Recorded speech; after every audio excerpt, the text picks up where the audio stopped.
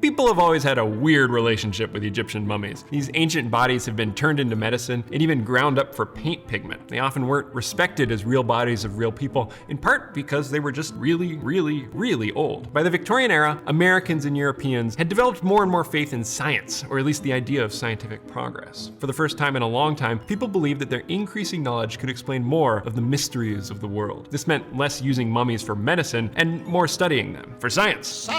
During the Victorian era, interest in Egypt was at an all-time high. The trend even earned its own nickname, Egyptomania. So when Victorians got their grubby hands on some mummified Egyptians, well, you can guess what happened next. Victorian scholars respectfully and carefully studied these mummified bodies for science. Science! Just kidding. By the 1830s, these Egyptomaniacs were throwing parties that featured both mummified bodies and light refreshment. Long linen burial shrouds would be unwound before the ticket-purchasing public, revealing religious amulets and iconography that onlookers may or may not have understood. And finally, the preserved dead body would be revealed for everyone to see. In defense of these vile Victorians, they also performed medical curiosities like surgeries and autopsies before public audiences, but that's also just gross. In August of 1894, the Bridgeport Scientific Society unwrapped the mummy of the woman we now call Ippy. As far as unwrappings go, it sounded like it was maybe sort of reputable. At least it wasn't open to the public, just members of the society and the press, about 20 people in total. And as far as we know, they weren't popping bottles or singing karaoke. While these Victorian experts did have a lot of faith in science,